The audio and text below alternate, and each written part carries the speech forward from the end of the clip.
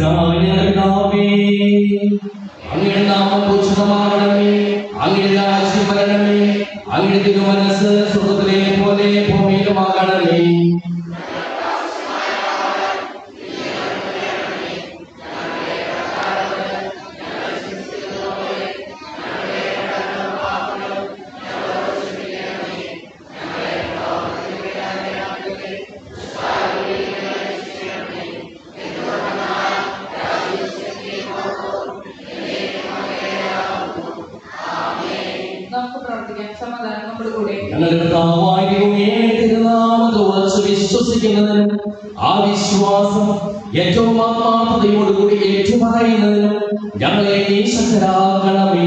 സകലതിനെയും നാഥായനെയും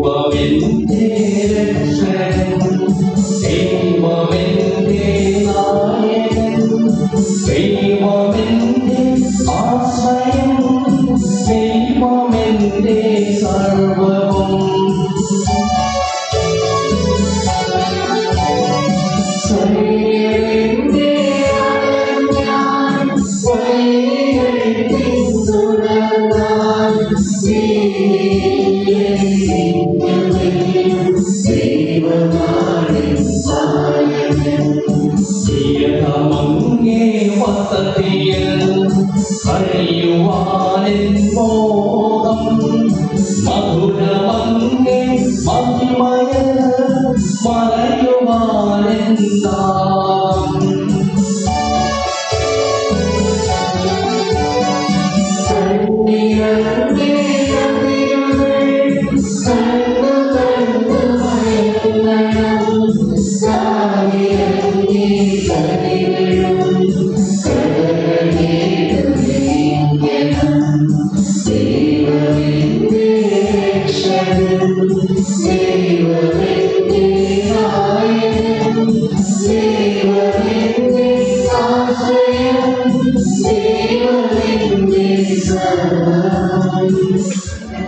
സമാധാനത്തോടുകൂടി നമ്മുടെ കർത്താവായ ദൈവമേ, അങ്ങ് നൽകിയിട്ടുള്ളതും എന്നാൽ പ്രപഞ്ചത്തെ പ്രകാശിപ്പിക്കുവാൻ നമുക്ക് കഴിയാത്തതുമായ എല്ലാ സഹായങ്ങൾക്കും അനുഗ്രഹങ്ങൾക്കുമായി സകല സൗഭാഗ്യങ്ങളും നന്മകളും നിറഞ്ഞ് മുടിയൂർന്നിരിക്കുന്ന സഭയിൽ ഞങ്ങൾ അങ്ങനെ നിരന്തരം സ്തുതിക്കുകയും മഹത്വപ്പെടുത്തുകയും ചെയ്യട്ടെ. അങ്ങ് സകലത്തിന്റെയും നാഥനാവുന്നു പിതാവും പുത്രനും പരിശുദ്ധാത്മാവുമായ സർവേശ്വര എന്നേക്കും.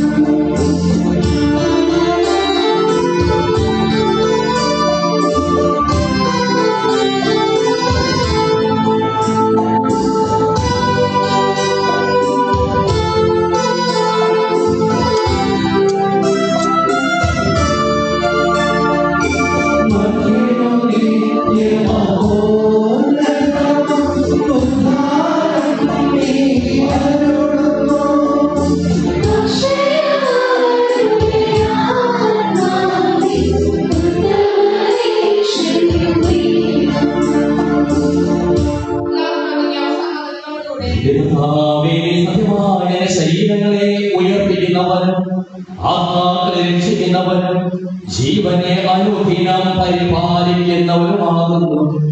എപ്പോഴും നിനക്ക് സ്തുതിയും കൃതജ്ഞതയും ആരാധനയും സമർപ്പിക്കുവാൻ കടപ്പെട്ടവനാകുന്നു. സകലത്തിനെയും നാഥായനേക്കും.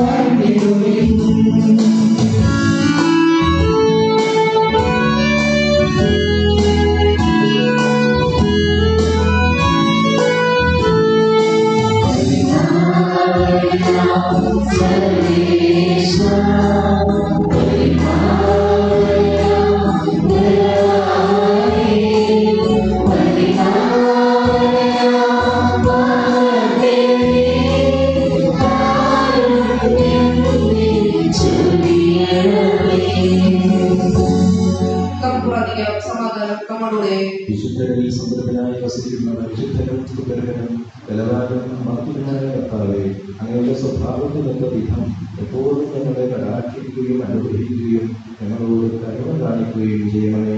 പിതാവും പുത്രനും പരിശുദ്ധാത്മാവുമായ സർവേശ്വര എന്നേക്കും. എന്റെ സഹോദരൻ, നിങ്ങൾ ഇന്ന് ശ്രദ്ധയോടെ പരിശോധിച്ചു. പുറപ്പാടിന്റെ പുസ്തകത്തിലുള്ള വായന 33-ാം അധ്യായം 18 മുതൽ 23 വരെയുള്ള വാക്യങ്ങൾ. മോശെ പറഞ്ഞു, അങ്ങയുടെ മഹത്വം എനിക്ക് കാണിച്ചു തരണമെന്ന് ഞാൻ അപേക്ഷിക്കുന്നു.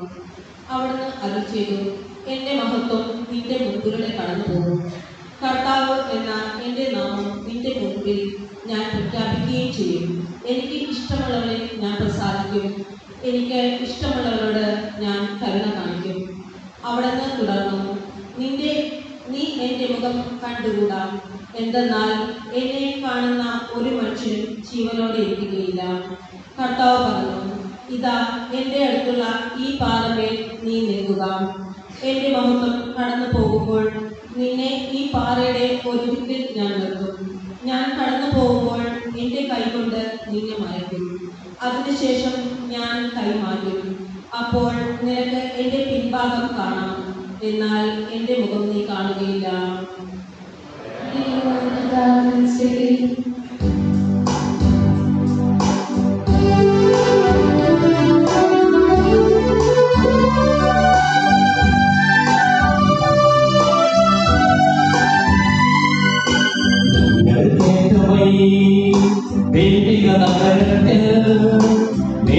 കണ്ടല്ലോ ദിവ്യാത്മാവിൻ നീതികളാം, ഹല്ലേലൂയ നീതികളാം, കർത്താവിൻ തിരുതനപാദം നിർമ്മലമാകും അനുസ്മരണം കൊണ്ടാടാം ഇന്നീ വേദികയിൽ.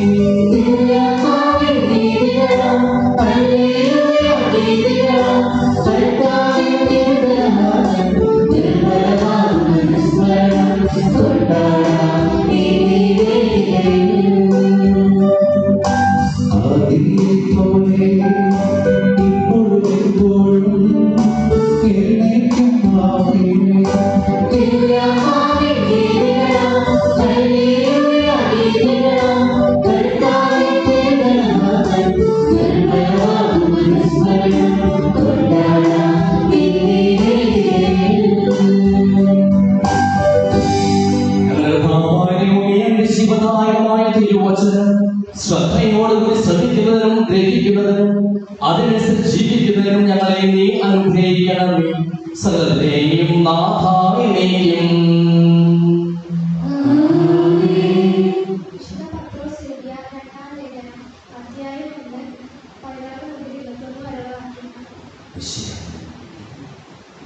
സാക്ഷികൾ നമ്മുടെ കർത്താവായ യേശുക്രിസ്തുവിന്റെ ശക്തിയെയും പ്രത്യാഘാതത്തെയും കുറിച്ച് ഞങ്ങൾ നിങ്ങളെ അറിയിച്ചത് കർശനപൂർവ്വം മെനക്കെടുത്ത കൽപ്പിത കഥകളെ വിശ്വസിച്ചുകൊണ്ടല്ല, ഞങ്ങൾ അവന്റെ ശക്തി പ്രാബല്യത്തിന്റെ സാക്ഷികളായിക്കൊണ്ടാണ്. പിതാവായ ദൈവത്തിൽ നിന്ന് ബഹുമാനവും പവിത്രവും സ്വീകരിച്ചു.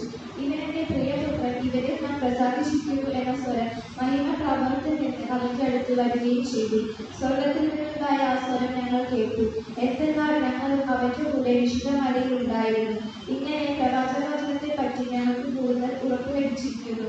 പ്രഭാതം പൊട്ടിവിടരുകയും പ്രഭാത നക്ഷത്രം നിങ്ങളുടെ ഹൃദയത്തിൽ ഉദിക്കുകയും ചെയ്യുന്നതുവരെ ഇരുവിൽ പ്രകാശിക്കുന്ന ദീപമെന്ന പോലെ പ്രവാചകവചനത്തെ നിങ്ങൾ ശ്രദ്ധിക്കേണ്ടതാണ്. ആദ്യം നിങ്ങൾ ഇത് മനസ്സിലാക്കുകയും വിശുദ്ധ ലിഖിതത്തിലെ പ്രവചനങ്ങൾ ഒന്നും തന്നെ ആരുടെയും സ്വന്തമായ വ്യാഖ്യാനത്തിലുള്ളതല്ല. എന്തുകൊണ്ടെന്നാൽ പ്രവചനങ്ങൾ ഒരിക്കലും മാനസിക ചോദനയാൽ രൂപം കൊണ്ടതല്ല, പരിശുദ്ധാത്മാവിനാൽ പ്രചോദിതരായി ദൈവത്താൽ മനുഷ്യരെ സംസാരിച്ചവയാണ്.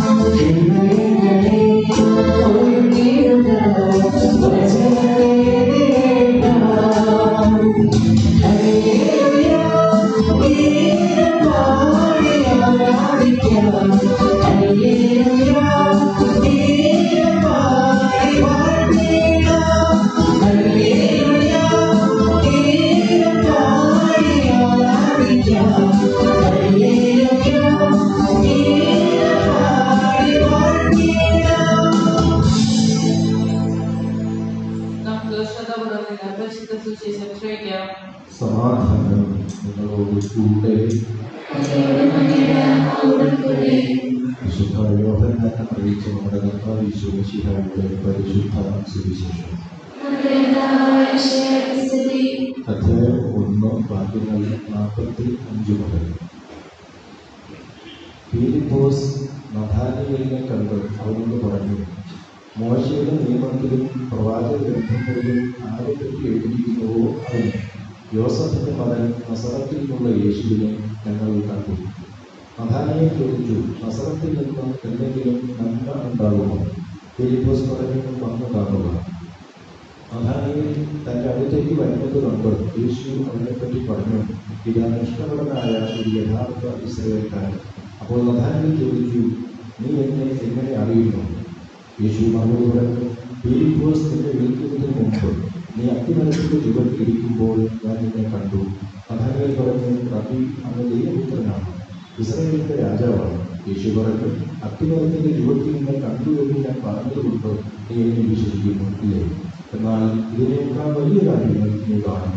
അവൻ തുടർന്നു, സത്യം സത്യമായി ഞാൻ നിങ്ങളോട് പറയുന്നു, സ്വർഗം തുറക്കപ്പെടുന്നു, ദൈവദൂതന്മാർ കയറിപ്പോകുന്നത്, മനുഷ്യപുത്രന്റെ മേൽ ഇറങ്ങി വരുന്നതും നിങ്ങൾ കാണും.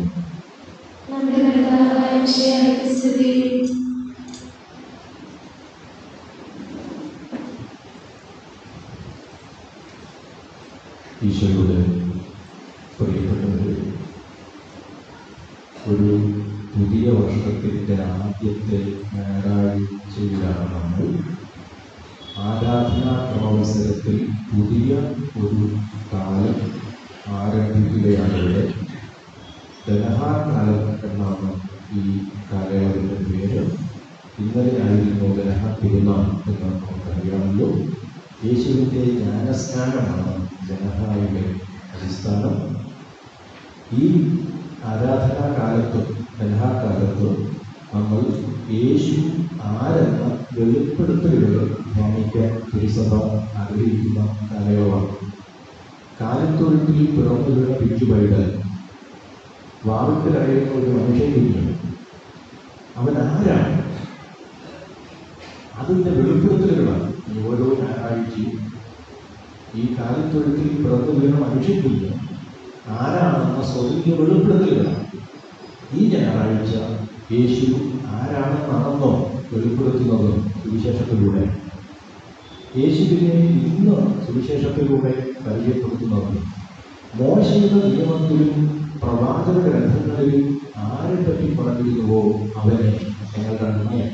അതിനർത്ഥം യേശു ആരെന്ന ചോദ്യത്തിന് ഈ ഞായറാഴ്ച മറുപടിയായി തിരുസഭ ആഗ്രഹിക്കുന്നത്, നമ്മൾ നല്ല വിഷയമാക്കണമെന്ന് ആഗ്രഹിക്കുന്നത്, മോശയുടെ നിയമത്തിലും പ്രവാചക ഗ്രന്ഥങ്ങളിലും പറഞ്ഞിരുന്നവൻ ആരോ അവനാണ്. മോശയുടെ നിയമത്തിലും പ്രവാചക ഗ്രന്ഥങ്ങളിലും ആരെപ്പറ്റി പറഞ്ഞുവോ അവൻ ഈ നിൽക്കുന്നവനാണ്. അപ്പൊ നമ്മൾ ഈ മോശയുടെ നിയമവും പ്രവാചക ഗ്രന്ഥങ്ങളും എന്ന് പറഞ്ഞാൽ എന്ത് എന്ന് നോക്കണം. മോശയുടെ നിയമവും പ്രവാചക ഗ്രന്ഥങ്ങളും നമ്മൾ എവിടെയാണ് കണ്ടുകൊടുക്കുന്നത്? പഴയ നിയമത്തിലാണ്. ബൈബിൾ 2 ഭാഗങ്ങളുണ്ടെന്ന് അറിയാമല്ലോ, പഴയ നിയമവും പുതിയ നിയമവും. മോശയുടെ നിയമവും പ്രവാചക ഗ്രന്ഥങ്ങളും നമ്മൾ കാണുന്നത് പഴയ നിയമത്തിലാണ്. ഈ പഴയ നിയമത്തിലെ മോശയുടെ നിയമവും പ്രവാചക ഗ്രന്ഥങ്ങളും എന്നാൽ അത് യഹൂദ മതഗ്രന്ഥമാണ്. യഹൂദ മതഗ്രന്ഥമാണ് ഈ മോശയുടെ നിയമം, പ്രവചന ഗ്രന്ഥം എന്ന് പറയുന്നത്. അപ്പോൾ ഇന്നിപ്പോൾ നമ്മൾ ഇസ്രായേലും പാലസ്തീനും തമ്മിലുള്ള യുദ്ധമാണ്. ആ ഇസ്രായേൽ യുദ്ധം ചെയ്യുന്ന ഇസ്രായേൽ രാജ്യം യഹൂദയുടെ രാജ്യം എന്ന് പറയാം. അപ്പോൾ അങ്ങനെയാണ് മനസ്സിലാക്കുക. യഹൂദരുടെ ദേശം, അവിടെയാണ് യേശു പ്രവർത്തനമില്ല. അപ്പോൾ യഹൂദരുടെ മതഗ്രന്ഥം. ഇപ്പോൾ ഇസ്രായേൽ യുദ്ധം ചെയ്യുന്നത് ഏത് മതഗ്രന്ഥത്തിന്റെ അടിസ്ഥാനത്തിലാണ്? യഹൂദരുടെ മതഗ്രന്ഥമാണ്. അപ്പോൾ നമ്മൾ ചില ക്രിസ്ത്യാനികൾ പോലും ഇസ്രായേൽ ചെയ്യുന്ന യുദ്ധത്തെ വല്ലാതെ ന്യായീകരിക്കുന്നു. ഇസ്രായേൽ ചെയ്യുന്ന യുദ്ധത്തെ ന്യായീകരിക്കുന്നവൻ യഹൂദ മതഗ്രന്ഥത്തിൽ വിശ്വസിക്കുന്നവരാണ്, കത്തോലിക്ക മതഗ്രന്ഥത്തിൽ വിശ്വസിക്കുന്നവരല്ല. അപ്പോൾ പഴയ നിയമം എന്നത് ഒരു റഫറൻസ് ഗ്രന്ഥമാണ്. പുതിയ നിയമത്തിൽ എന്തെങ്കിലും മനസ്സിലാകാതെ വന്നാൽ ഒരു റഫറൻസിന് വേണ്ടി കൂട്ടിച്ചേർത്തതാണ് എന്ത് പഴയ നിയമം. യഥാർത്ഥത്തിൽ ക്രിസ്ത്യാനിയുടെ മതഗ്രന്ഥങ്ങളാണ് ബൈബിൾ എന്ന് പറയുമ്പോൾ അതിൽ പുതിയ നിയമമാണ്. യേശു പഴയ നിയമത്തിലെ അപൂർണതകൾ പരിഹരിച്ച് പുതിയ നിയമത്തിൽ വന്നു നിൽക്കുന്നവനാണ് ഈശോ. അപ്പോൾ ഈ മോശയുടെ നിയമത്തിലും പ്രവാചക ഗ്രന്ഥങ്ങളിലും പറഞ്ഞിരുന്ന യേശു വന്നിട്ട് എന്താണ് പറയുന്നത് അതാണ് ശ്രദ്ധിക്കേണ്ടത്. എല്ലാവരും ഈ കാലഘട്ടത്തോടുകൂടി നീതികളൊക്കെ ശ്രദ്ധിച്ചു കഴിയും. മോശയുടെ നിയമത്തിലും പ്രവാചക ഗ്രന്ഥങ്ങളിലും പറഞ്ഞിരുന്നവൻ ന്യായമായും വന്ന് മോശയുടെ നിയമവും പ്രവാചക ഗ്രന്ഥങ്ങളിലും അല്ലേ നടപ്പാക്കേണ്ടത്? അല്ല, യേശു അങ്ങനെ ആയിരുന്നില്ല. യേശു വന്നിട്ട് ഈ മോശയുടെ നിയമത്തിൽ പറഞ്ഞ കാര്യങ്ങളെല്ലാം നടപ്പാക്കണമെന്നോ പ്രവാചക ഗ്രന്ഥങ്ങളിൽ പറഞ്ഞതെല്ലാം നടപ്പാക്കണമെന്ന് പറഞ്ഞില്ല. എന്ന് മാത്രമല്ല, ഇവ രണ്ടും തിരുത്തുന്നു. യഹൂദ മതത്തിന്റെ ഭാഗമായി ജനിച്ച യേശു അവരെ കുറിച്ച് പ്രവചിച്ചിരുന്ന മോശയുടെ നിയമത്തിലും പ്രവാചക ഗ്രന്ഥങ്ങളിലും പറഞ്ഞിരുന്ന കാര്യങ്ങൾ തിരുത്തുന്നു. പ്രവാചക ഗ്രന്ഥങ്ങൾ തിരുത്തുന്ന ഒരു ഉദാഹരണം പറയാം. ഈ യേശുവിന്റെ ഒരു എൻട്രി എന്ന് പറയുന്നത്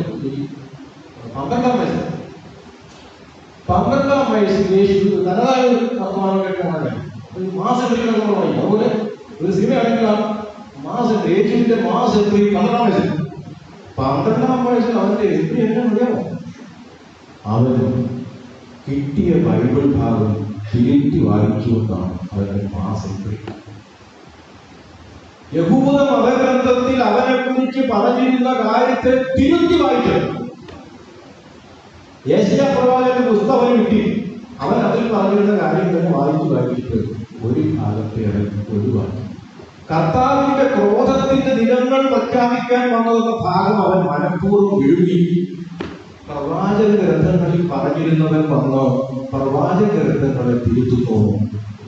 അതായത് പഴയ നിയമത്തിൽ പല കാര്യങ്ങളും പറഞ്ഞിട്ടുണ്ടാകും, പക്ഷേ അതെല്ലാം നിങ്ങൾ ചുമന്നുകൊണ്ട് നടന്നേക്കരുത് എന്നാണ് ഈശോ പറഞ്ഞത്. പഴയ നിയമത്തിൽ പല കാര്യങ്ങളും പറഞ്ഞിട്ടുണ്ടാവും, പക്ഷെ അതെല്ലാം ചുമന്നുകൊണ്ട് നടന്നേക്കരുത്. പഴയ നിയമത്തിൽ പറഞ്ഞ കാര്യങ്ങളെല്ലാം അതുവഴി ചുമന്നുകൊണ്ട് നടക്കുന്ന ആരാ? യഹൂദർ. കാരണം അത് യഹൂദ മതഗ്രന്ഥമാണ്. പഴയ നിയമഗ്രന്ഥത്തിൽ പറഞ്ഞ കാര്യങ്ങളെല്ലാം അതുപോലെ ഇഷ്ടവട്ടത്തോടെ നടപ്പാക്കണമെന്ന് ആഗ്രഹിക്കുന്നതിനാൽ യഹൂദ മതഗ്രന്ഥമായി പ്രഖ്യാപിക്കണം. യഹൂദ മതഗ്രന്ഥമല്ല ക്രിസ്ത്യാനിയുടെ മതഗ്രന്ഥം. അപ്പൊ യഹൂദ മതഗ്രന്ഥത്തിലെ നിബന്ധനകളും നിയമങ്ങളും ഇഷ്ടവട്ടങ്ങളുമാണ് നടപ്പാക്കാൻ ആഗ്രഹിക്കുന്നെങ്കിൽ നീ യഹൂദ മതഗ്രന്ഥമായി അംഗീകരിക്കുന്ന ആളാണ്. അത് തിരികെ യേശു നിനക്ക് ദൈവമായിട്ടില്ല ഇന്നുവരെ. നിയമത്തെ, മോശയുടെ നിയമത്തെ യേശു തിരുത്താൻ പോവാ. സാപത്ത് ലഭിച്ചുകൊണ്ടും ഞാൻ പലതരത്തിൽ ഈശോ പറഞ്ഞു, നിയമങ്ങളെയോ പ്രവാചകന്മാരെയോ ഇല്ലാതാക്കാനല്ല പൂർത്തിയാക്കാനാണ് ഞാൻ വന്നത്. യേശുവിന്റെ അടുത്ത പ്രഖ്യാപനം.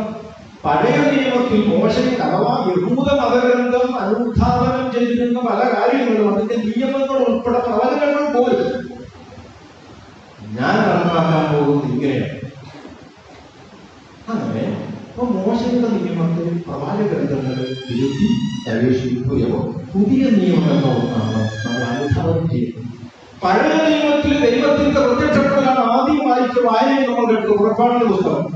ശ്രദ്ധിച്ചു കേട്ടോ, പുറപ്പാടിന്റെ പുസ്തകത്തിൽ മോശ പറയണമെങ്കിൽ ദൈവത്തിന്റെ മാഹാത്മ്യം കാണണം. ദൈവത്തിന്റെ മാഹാത്മ്യം കാണിക്കാൻ ചെയ്തത് പക്ഷേ ഇന്ന് ഞാൻ എന്നെ തന്നെ കാണിച്ചു തരാം. അപ്പൊ പഴയ നിയമത്തിലെ ദൈവത്തെ കാണുന്നതും പുതിയ നിയമത്തിൽ ദൈവത്തെ കാണുന്നതിനും മനസ്സിലാക്കി കാണണം. നമ്മൾ യഹൂദ മതഗ്രന്ഥമാക്കിയവരാണോ ക്രിസ്തീയ മതഗ്രന്ഥമാക്കിയവരാണോ എന്ന ഒരു തിരിച്ചറിവാണ് ഇവിടെ നമ്മൾ എടുക്കേണ്ടതാണ്. യഹൂദ മതഗ്രന്ഥത്തിൽ ദൈവത്തിന്റെ പ്രത്യക്ഷപ്പെട്ടുകൊണ്ടോ മോശം പറയും, നീ ഒരു മലയിരുത്തിൽ വന്നു നിൽക്കണം. മലയിൽ ഞാൻ കടന്നു പോകുമ്പോൾ എന്റെ മുഖം ഞാൻ മറയ്ക്കും. അത് കഴിഞ്ഞ് ഞാൻ നിന്നെ കടന്നു പോയി കഴിയുമ്പോൾ മുഖം മറച്ചായി മാറ്റും. അപ്പോൾ എന്റെ പിൻഭാഗം നിനക്ക് കാണാം. പഴയ നിയമത്തിലെ ദൈവം അപൂർണ്ണ വെളിപ്പെടുത്തുന്ന ദൈവമാണ്, പിൻഭാഗം കാണിക്കുന്ന ദൈവമാണ്. പുതിയ ദൈവം പിന്നീട് കാണുന്നുണ്ടോ? അതായത് ഈ ദൈവത്തെ കണ്ടാൽ മരിച്ചു പോകും. ദൈവത്തിന്റെ പ്രധാനപ്പെട്ട മരിച്ചു പോകും. ദൈവത്തെ കണ്ടവരാണോ ജീവിച്ചിട്ടില്ല.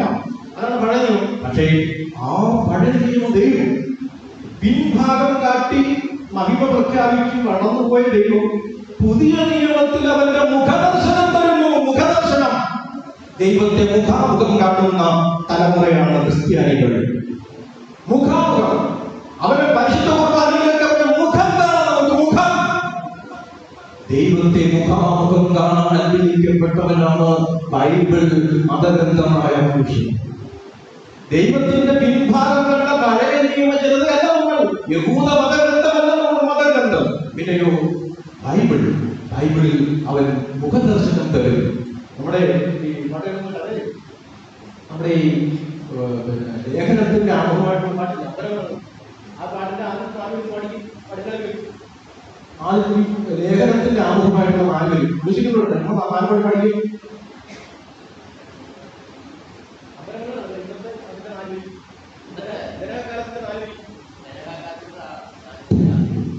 കേട്ടോ, ദിനകാലത്ത് നമ്മൾ ആരാധിക്കണം, നമ്മൾ മനസ്സിലാക്കണമെന്നുള്ള ദൈവം കേട്ടോ. ഞങ്ങൾ കേട്ടവയെ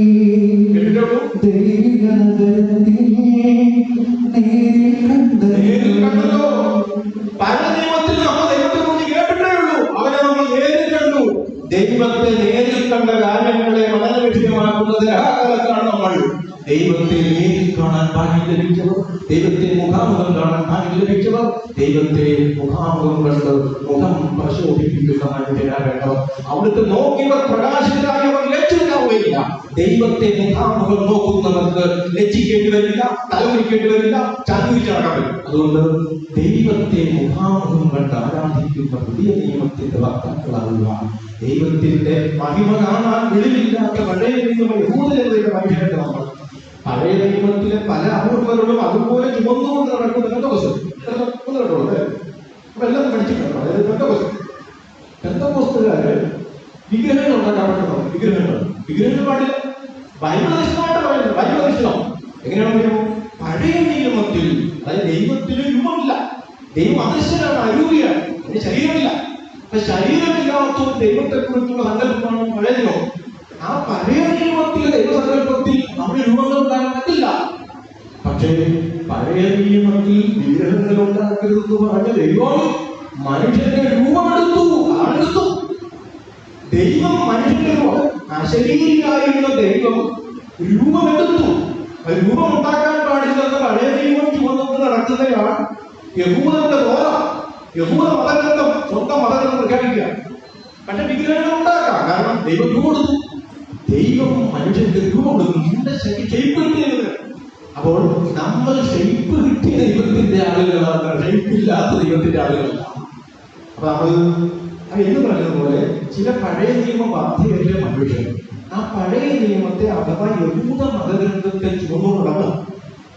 അങ്ങനെ വരുമ്പോൾ പല കാര്യങ്ങളും, അതായത് വിഗ്രഹത്തിന്റെ കാര്യം മാത്രമല്ല, പഴയ നിയമം ഓരോ കൃത്യം ചുമന്നുകൊണ്ടുള്ള ആളുകളും പഴയ നിയമം ഓരോ കൃത്യമാവും. അതായത് തോറയിൽ പറയുന്ന യഹൂദന്റെ മതഗ്രന്ഥമായ തോറയിലും മറ്റും പറയുന്ന പുരോഹിതൻ പഴയ നിയമം ബലിയർക്കണം. പഴയ അതായത് തോറയിൽ പ്രവാചകങ്ങളിൽ പഴയ നിയമത്തിൽ പറഞ്ഞ ബലി അത് ഇന്നുള്ള മനുഷ്യരുണ്ടോ? അപ്പോൾ ഇതുവരെയും ദൈവത്തെ ക്രിസ്ത്യാനി എന്ന ലേഖനം എന്നാൽ വെളിപ്പെട്ട് കിട്ടിയ ക്രിസ്തുവിനെ അംഗീകരിക്കാതിരിക്കുകയും പഴയ നിയമത്തിൽ വെളിപ്പെടാതെ നിൽക്കുന്ന ദൈവത്തെ, നിഗൂഢതയുടെ ദൈവത്തെ, വിരികൾക്കപ്പുറം നിൽക്കുന്ന ദൈവത്തെ യേശു ബലിയർപ്പിച്ചതുകൊണ്ട് ദേവാലയത്തിന്റെ തിരശ്ശീല നെടുവെ കയറിപ്പോയി പ്രഖ്യാപനം. അപ്പോൾ പഴയ നിയമത്തിന്റെ അപൂർണതകളെ കുഴിച്ചുകൂടി അതിനെ പൂർത്തീകരിച്ച് പുതിയ നിയമത്തിൽ നിൽക്കുന്ന യേശു, അതാണ് ദിനകാലത്ത് തിരുസഭ, കത്തോലിക്ക സഭ നമുക്ക് തരുന്ന ദൈവാരാധനായി. മുഖാമുഖം ദൈവത്തെ കണ്ട് ദൈവത്തിന്റെ വെളിപ്പെടുത്തൽ അപൂർണമായിട്ടല്ല പൂർണ്ണമായും വെളിപ്പെടുത്തുന്ന എമ്മാനുവേൽ, കൂടെയുള്ള ദൈവം, കൂടെ നിൽക്കുന്ന ദൈവത്തെ അദൃശ്യനും അരൂപിയുമൊന്നുമല്ല. അവൻ നമ്മുടെ കണ്ണുകൊണ്ട് കാണാവുന്ന, കൈകൊണ്ട് തൊട്ടിട്ടുണ്ടാവുന്ന, നാവിൽ രുചിച്ചറിയാവുന്ന ദൈവം. ആ ജീവിതകാലം പഴയതില്ല. അപ്പോ പുതിയ നിയമത്തെ ദൈവം നമുക്ക് പഞ്ചേന്ദ്രിയങ്ങൾക്ക് അനുഭവവേദ്യമാകുന്ന, നമ്മുടെ വൈകാരികളിലേക്ക് കടന്നുകൂടുന്ന ദൈവമാണ്. രുചിച്ചറിയാവുന്ന, ആർത്തറിയാവുന്ന, തൊട്ടറിയാവുന്ന ഒരു ദൈവം. ആ ദൈവത്തെ നമുക്ക് കിട്ടുന്ന പരിശുദ്ധ കുർബാനയോട് ആദരവ് കാണിച്ച് നമ്മൾ ദിനകാലത്ത് ദൈവമേ അങ്ങേ മുഖാമുഖങ്ങൾ ആരാധിക്കുന്ന ഒരു ഗണത്തിന്റെ ഭാഗമാകാൻ ഞങ്ങൾക്ക് കഴിഞ്ഞതിൽ ഭാഗ്യം എന്ന് പ്രഖ്യാപിച്ച് നമുക്ക് ദിനകാലത്തിന്റെ ആരോഗ്യങ്ങളുമായി മുന്നോട്ട് പോകാൻ ദൈവമേ അനുഗ്രഹിക്കുന്നത്. നമുക്കെല്ലാവരും സന്തോഷഭക്തിയോടുകൂടി കർത്താവിനെ ഞങ്ങൾക്ക് കൃപയുണ്ടാവണമെന്ന് പ്രാർത്ഥിക്കാം. ഇവരുടെ പ്രിയപ്പെട്ടനാവുന്നു മനസ്സിലാവുന്ന സാക്ഷിഹായി കർത്താവും ദൈവമെന്ന് നേരിട്ട് പറയാൻ സഭ അനുഗ്രഹിക്കണമെന്ന് നിന്നോട് ഞാൻ പ്രാർത്ഥിക്കുന്നു. സഭയുടെ തലവനും ഭരണാധികാരിയുമായ റോമന്മാർ ഫ്രാൻസിസ് പാപ്പയ്ക്ക് വേണ്ടി ഞങ്ങളുടെ സഭയുടെ അഡ്മിനിസ്ട്രേറ്ററായ മാസ്റ്റർ ബാസു പിതാവിന് വേണ്ടി അപ്പസ്തോലിക അധികൃതർ അഡ്മിനിസ്ട്രേറ്ററായ മാർ ബോസ്കോ പിതാവിന് വേണ്ടി മറ്റുള്ള മെത്രാന്മാർക്ക് വേണ്ടി ആത്മനാമം നൽകി അനുഗ്രഹിക്കണമെന്ന് ഞങ്ങൾ പ്രാർത്ഥിക്കുന്നു. സകലനീതി പൂർത്തിയാക്കുവാൻ യോഹന്നാനും മാംസം വിശ്വയുടെ കൽപ്പനകൾ വിശുദ്ധപൂർണ്ണം പാലിച്ചുകൊണ്ട് ദൈവത്തിൽ പൂർണ്ണമായി കീഴ്വഴങ്ങുവാൻ ശക്തരാക്കണമെന്ന് ഞങ്ങൾ പ്രാർത്ഥിക്കുന്നു. യോർദാൻ നദിയിൽ നിന്ന് വെളിപ്പെടുത്തപ്പെട്ട തിരുത്തേസിന്റെ കൂട്ടായ്മയും മാതൃകയാക്കി ക്രൈസ്തവ നയിക്കാൻ ഇടയാക്കണമെന്ന് ഞങ്ങൾ പ്രാർത്ഥിക്കുന്നു. ലോകത്തിന് പ്രകാശമായ വിഷയങ്ങളിൽ വിശ്വാസപ്പെടുവാനും സത്പ്രവർത്തനം ചെയ്തുകൊണ്ട് അവർക്ക് മുക്തപ്പെടുത്തുവാനും അനുഗ്രഹിക്കണമെന്ന് ഞങ്ങൾ പ്രാർത്ഥിക്കുന്നു.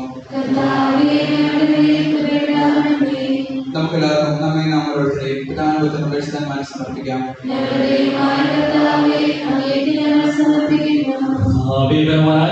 അങ്ങയോട് ഞങ്ങൾ വിനയപൂർവ്വം പ്രാർത്ഥിക്കുന്നു. അങ്ങയുടെ കൃപാവരം ഞങ്ങൾ നിറയ്ക്കണമേ. അങ്ങയുടെ ദാനങ്ങൾ ഞങ്ങളുടെ കരങ്ങൾ വഴി വർഷിക്കുകയും ചെയ്യണമേ. സകലത്തെയും നാഥനായി തന്റെ കൃപാസനത്തിൽ നമ്മുടെ കടങ്ങളുടെയും പാപങ്ങളുടെയും കഴിയുകയേ.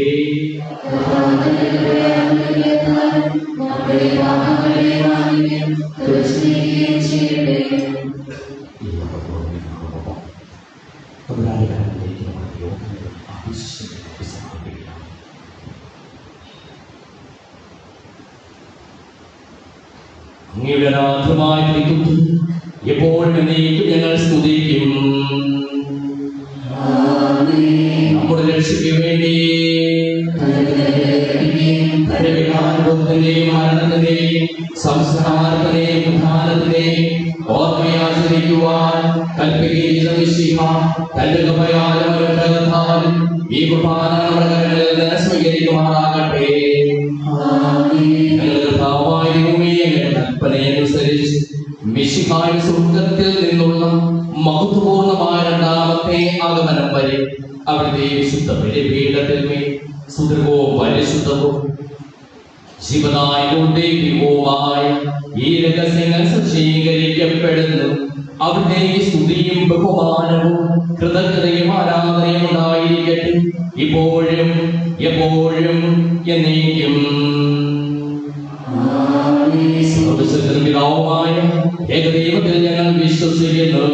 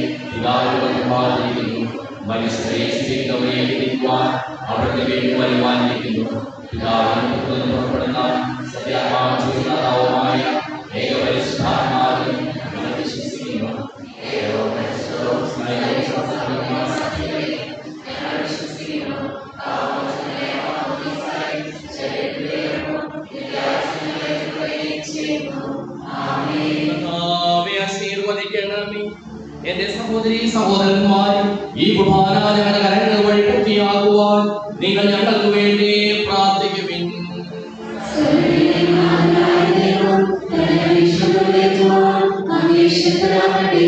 ഈ കുർബാന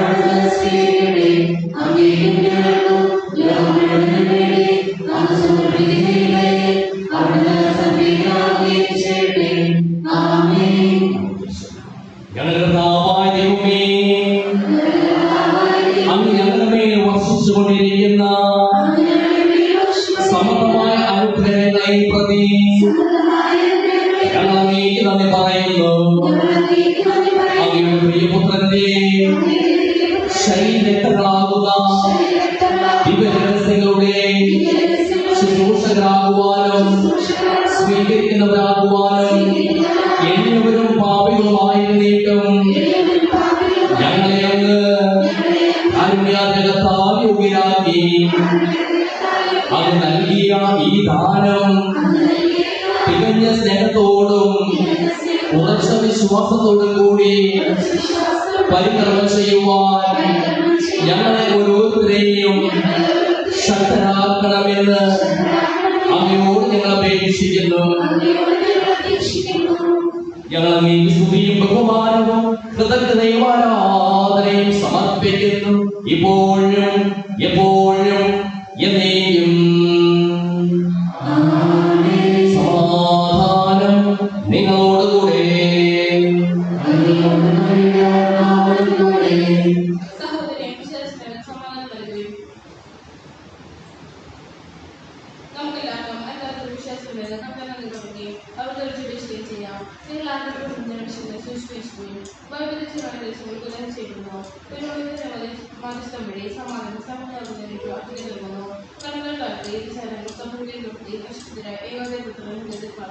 സമാധാനത്തോടുകൂടെ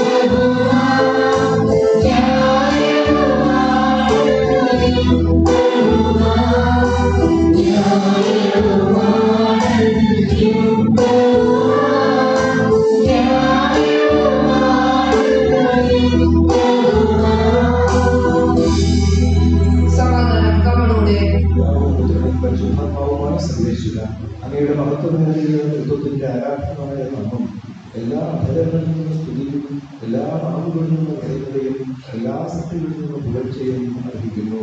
എന്തുകൊണ്ടെന്നാൽ അങ്ങ് ലോകത്തെയും അതിലുള്ള സകലത്തെയും കനിവോടെ സൃഷ്ടിക്കുകയും മനുഷ്യവംശത്തോട് ആദരവ് കാണിക്കുകയും ചെയ്തു.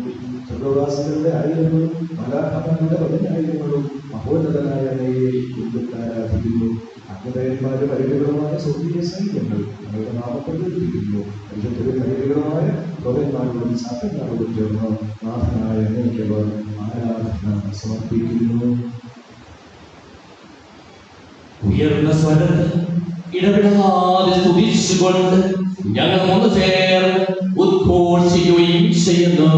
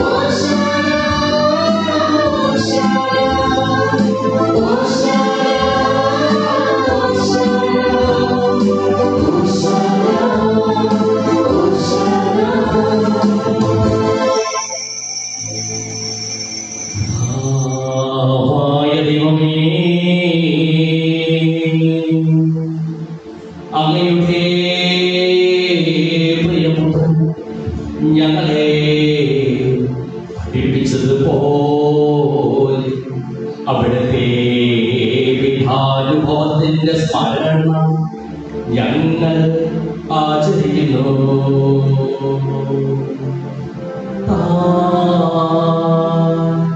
ഏൽപ്പിച്ചു കൊടുക്കപ്പെട്ട രാത്രി ഈശോ നിർമ്മലമായ തൃക്കരങ്ങളിൽ അപ്പമെടുത്ത്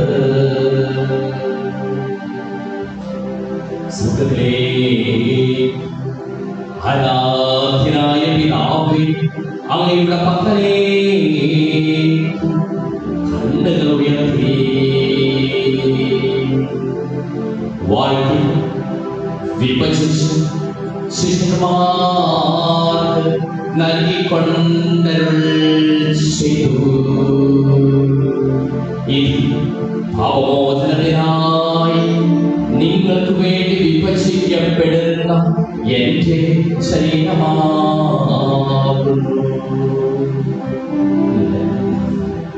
ഇത് വാങ്ങി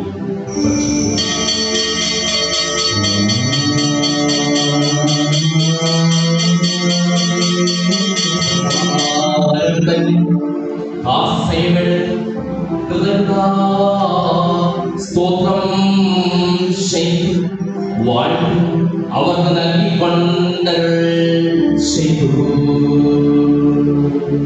ഇത് പാപമോചനത്തിനായി അനേകർക്ക് വേണ്ടി ചിന്തപ്പെടുന്ന പുതിയ ഉടമ്പടിയിൽ എന്റെ രക്തമാകുന്നു. നിങ്ങൾ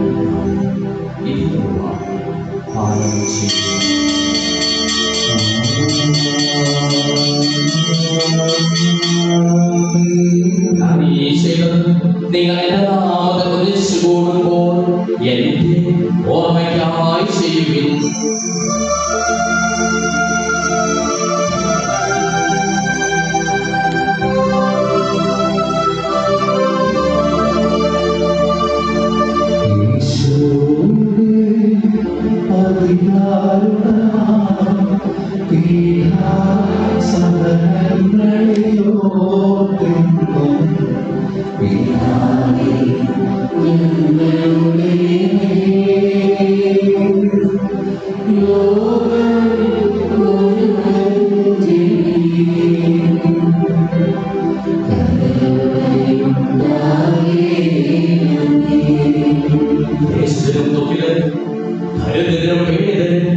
രോഗികളും ആകുലരുമായ എല്ലാവർക്കും വേണ്ടിയും ഞങ്ങളുടെ ഇടയിൽ നിന്ന് അങ്ങയുടെ നാമത്തിൽ വേർതിരിഞ്ഞു പോയി എല്ലാ മരിച്ചവർക്കും വേണ്ടിയും ഞങ്ങളുടെ പ്രാർത്ഥന സഹായം പ്രത്യേകം ആവശ്യപ്പെട്ടിരിക്കുന്ന എല്ലാവർക്കും വേണ്ടിയും ഞങ്ങളുടെ മാതാപിതാക്കൾക്കും ബന്ധുമിത്രാദികൾക്കും കുടുംബാംഗങ്ങൾക്കും വേണ്ടിയും ഞങ്ങളെ സ്നേഹിക്കുന്നവർക്കും വേണ്ടിയും ഞങ്ങൾ സ്നേഹിക്കുന്നവർക്കും വേണ്ടിയും അങ്ങയുടെ കാരുണ്യത്തെ പ്രത്യാശപൂർവ്വം കാത്തിരിക്കുന്ന അയോഗ്യരായ ഓരോരുത്തർക്കും വേണ്ടിയും കർത്താവേ അങ്ങേ കുർബാന സ്വീകരിക്കണമേ.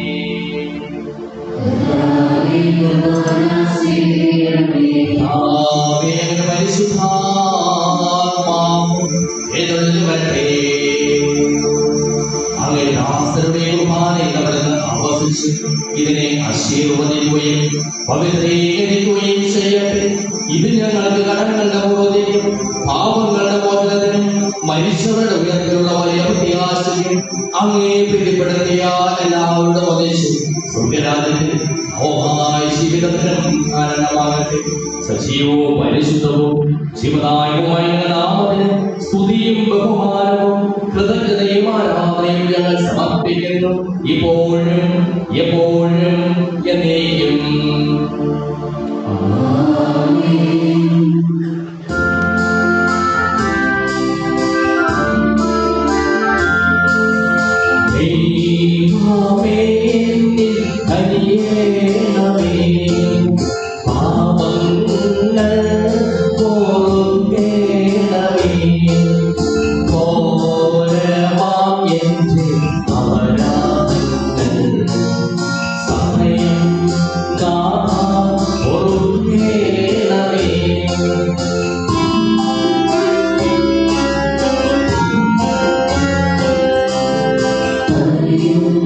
Yeah.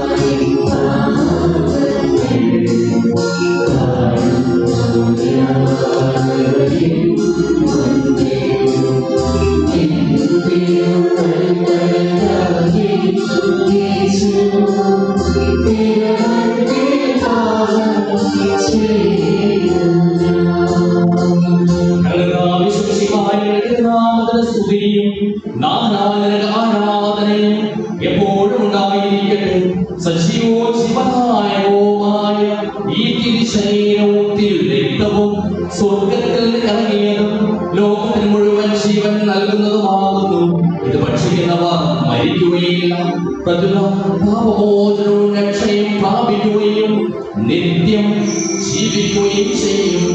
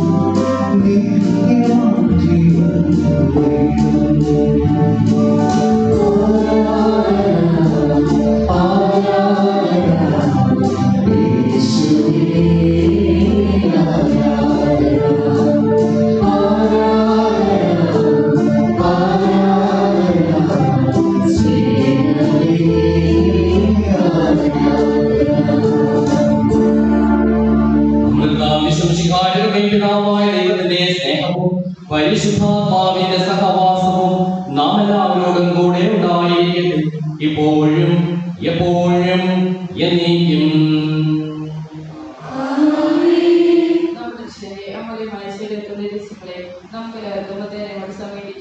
അന്താപത്തിൽ നിന്നുള്ള ഭക്ഷണത്തോടെ അപരാധങ്ങളിൽ നിന്ന് പിന്തിരിഞ്ഞുകൊണ്ടും പാപങ്ങളെ കുറിച്ച് പശ്ചാത്തലിച്ചുകൊണ്ടും സഹോദര തെറ്റുകൾ ക്ഷമിച്ചുകൊണ്ടും നമുക്ക് സകലത്തിന്റെ നാഥനായ ദൈവത്തിന്റെ പാപജനയാക്കുകയും ചെയ്യാം. കല്യാണം പിടിഞ്ഞ്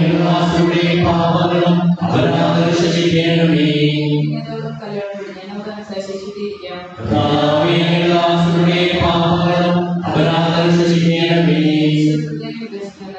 മക്കളെ വ്യക്തമാക്കാം.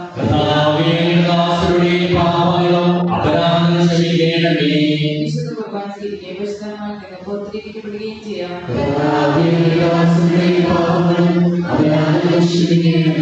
യോജിപ്പോടുമായി ദിവസങ്ങളെ പങ്കൊള്ളാം. മാനവകളെ രക്ഷിക്കും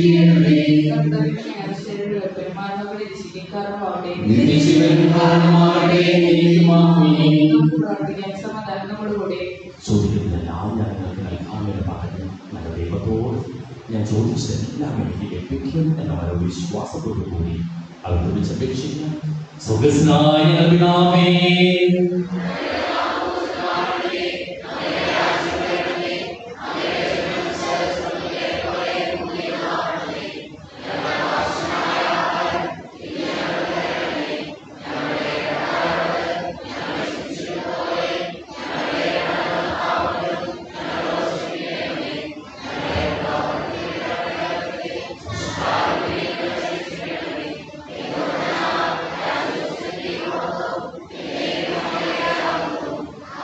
സമാധാനം നിങ്ങളോടുകൂടെ. വിശുദ്ധ കുർബാന വിശുദ്ധ ജനത്തിനുള്ളതാകുന്നു.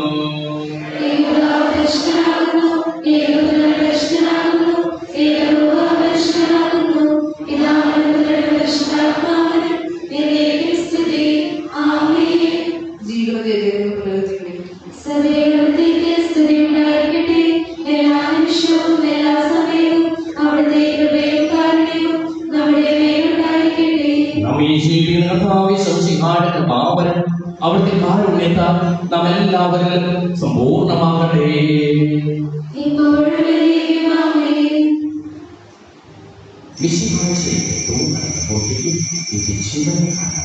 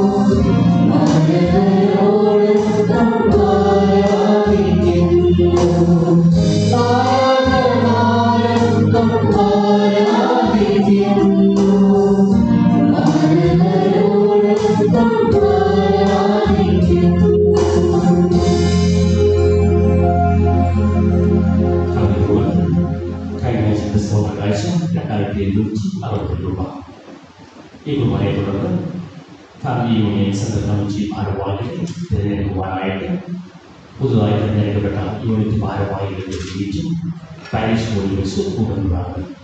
പുതുതായി ഓരോ യൂണിറ്റുകളിൽ നിന്നും തിരഞ്ഞെടുക്കപ്പെട്ട 7 ഭാരവാഹികളും അതിൽ പങ്കെടുക്കും. നൽകുക. 28-ാം തീയതി ഞായറാഴ്ചയായിരിക്കും നമ്മുടെ ഇടവകയിൽ വിശുദ്ധ ബസേലിയോസിന്റെ തിരുനാൾ ആഘോഷിക്കുക. തിരുനാൾ പ്രസിഡന്റുമാരാകുന്ന ആഗ്രഹിക്കുന്നവർ അറിയിക്കുക. 500 രൂപയായിരിക്കും പ്രസിഡന്റ് ഓഹരി. പുതിയ 1 ലക്ഷം രൂപയുടെ നിക്ഷേപം ആരംഭിക്കുന്നു. താല്പര്യമുള്ളവർ ജെയിംസ് ഞാനയോ വിൻസെന്റ് പണിയാറുകയോ അപരകം ഇടപെടുകയോ സായം പട്ടതറിയുകയോ അറിയിക്കുക.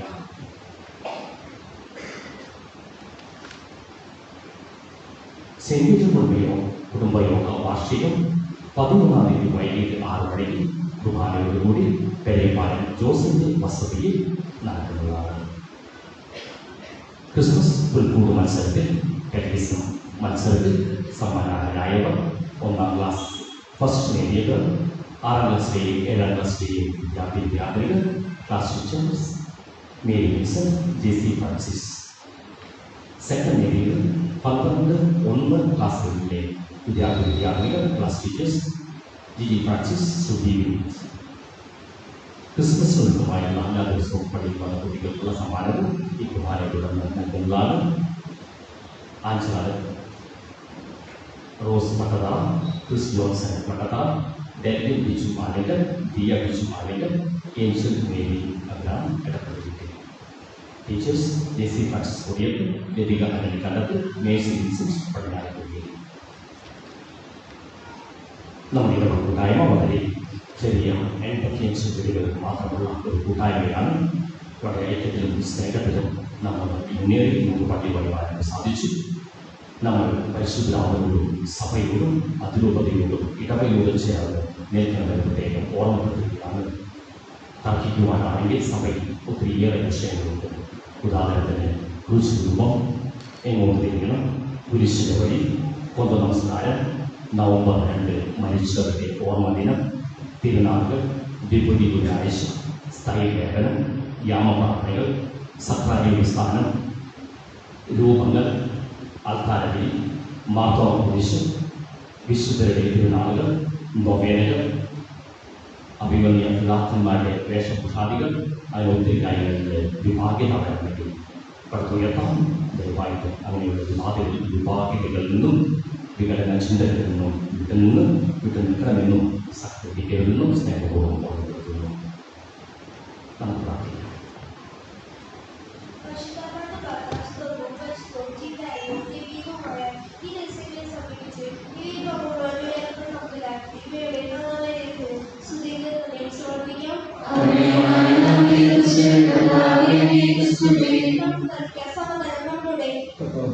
മാമോദീസ വഴി ഞങ്ങളുടെ മനുഷ്യപ്പെടുകയും അഭിനയിക്കുകയും രക്ഷയുടെ മാർഗം വെളിപ്പെടുത്തുകയും ചെയ്ത അങ്ങയെ പുറത്തുകൊടുക്കുന്നു.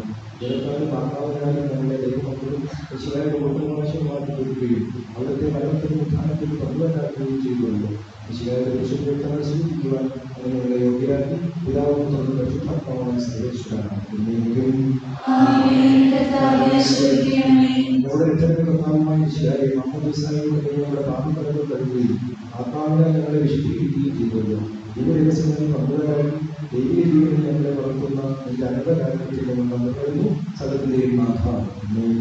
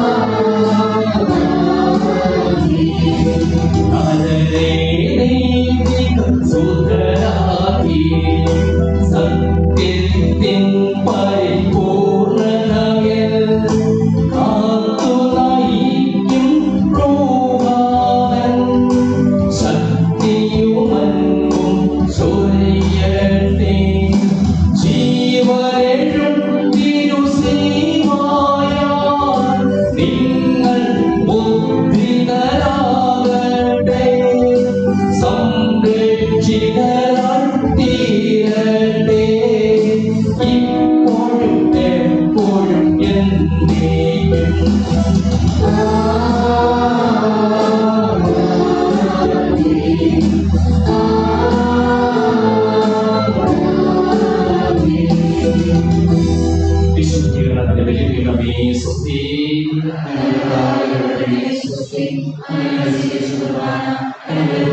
പാപങ്ങളെ മോചനത്തിന് കാരണമാകട്ടെ.